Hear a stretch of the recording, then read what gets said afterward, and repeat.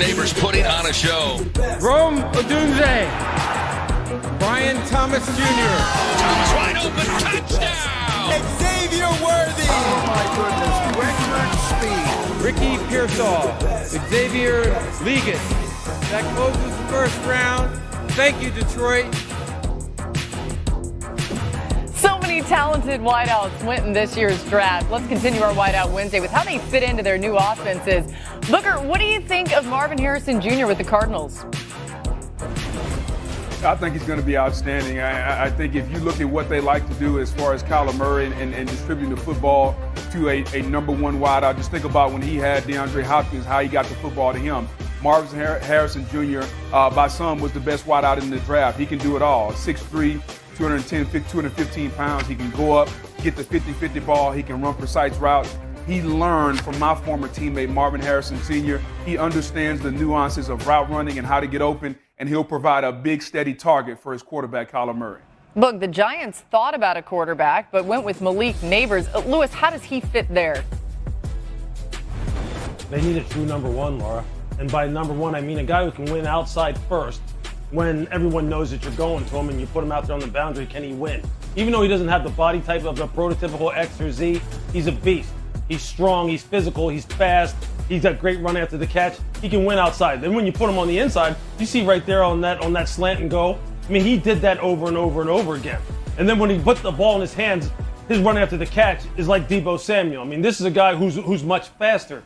So right now, if you're Daniel Jones, and you subscribe to the belief that Daniel Jones just needed more weaponry, like his own owner said, and John Mara, who said that they did everything they can to screw him up. Well, now they're trying to kind of reverse that and give him some weapons finally. And Malik Neighbors is a great start to doing that because this guy is a true number one, and he knows it and he believes it.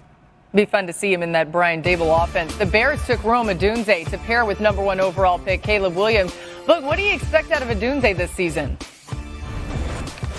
I just think he's going to provide a lot of comfort for Caleb Williams, Laura. Think about this. Think about even leading up to the draft, he and Caleb Williams were throwing the football with each other. So there's a rapport that's already been built. They are comfortable with each other. They're friends, and it's nothing against what they have there in Chicago already. Nothing against Keenan Allen, nothing against those guys. But when you bring in a guy, a quarterback, as the number one pick, he's coming to a new city. He doesn't know a lot of people. So bringing a guy that he's comfortable with, and oh, by the way, he's one of the more talented players in the draft, the king of the 50-50 ball. Anytime Washington needed a play made, they got the ball to Odunze, whether that was down the field, whether that's on reverses like on a 4th and 1 in a crucial game.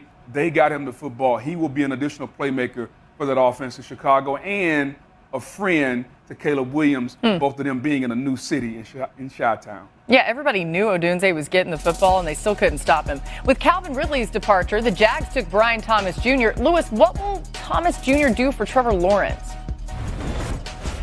Again, that three-position player, which really does define what a true number one can be. But they got Gabe Davis on the outside to be like their outside lane go-ball guy. They got Christian Kirk to work the slot primarily, almost exclusively. Well, now Brian Thomas Jr. can do all three, and you saw him do that at LSU. That's the mark of a true number one. He's got the length on the outside to be able to win in the deep part of the field and track down the deep balls you see right here.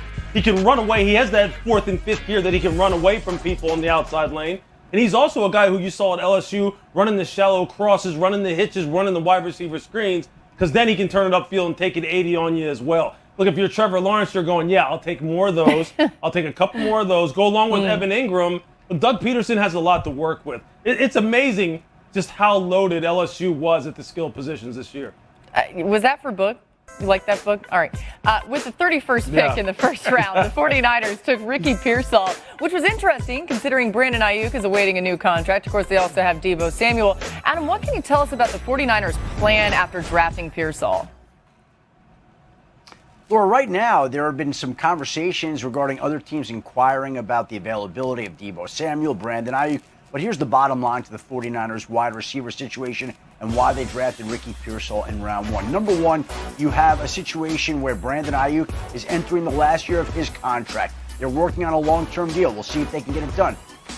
Juwan Jennings entering the last year of his contract, and Deebo Samuel is entering the last year of guaranteed money in a contract that has 2 years left on it. So there are a lot of wide receiver questions, and the 49ers aren't waiting until they have to make moves to make more moves at the position. They're solidifying it now, getting ahead of it, and the plan right now would be to hold on to all those wide receivers. Now, whether or not they can sign Aiyuk, they'd like to, but we'll see whether they can. We talked about that exploding wide receiver market.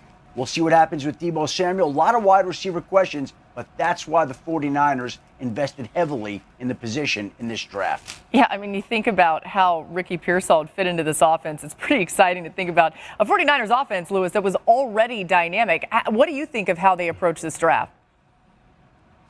You understand how hard that is to make a one-handed catch and then get crunched and still be able to hold on to the football. So you love the fact that, look, he can fill so many different roles with his route running ability, with his contested catch ability, his run after catch ability. So now, depending upon which guy, after the 24 season potentially isn't there, he can fill whichever role those guys leave. I'm not saying he's going to be the next Deebo. I'm not even saying he's going to be the next Aiyuk. He hasn't played a snap yet in the NFL.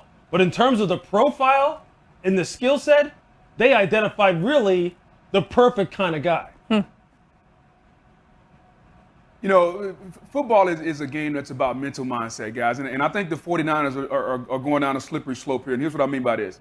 Is because both receivers that they have, Deebo Samuel and Brandon Aiyuk, were, quote-unquote, on the trade block. There were reports around the draft.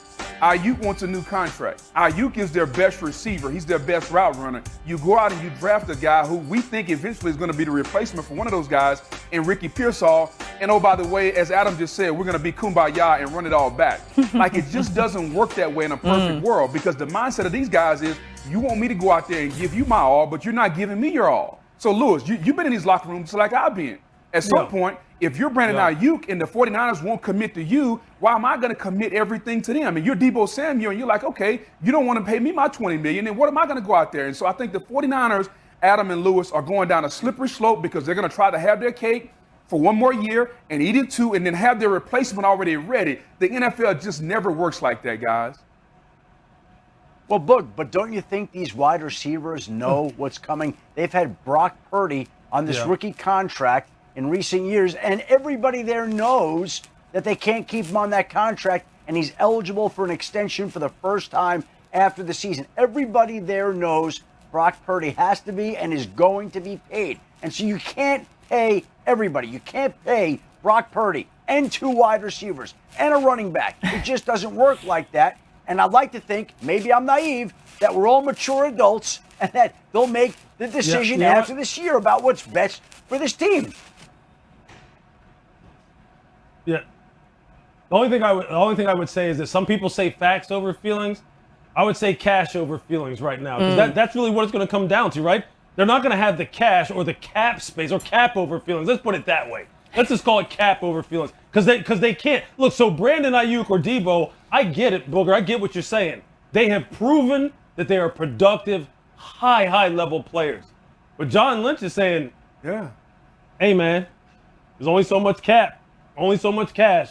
So we got to keep on chugging down the road. Yeah, it's cap over cash over feelings. One thing, too, that scheme there, we got to it, right? The scheme there also makes you think, and you don't want to, like, overstate this, but they can plug and play some people, and it can still kind of work. So we'll see how it all plays out.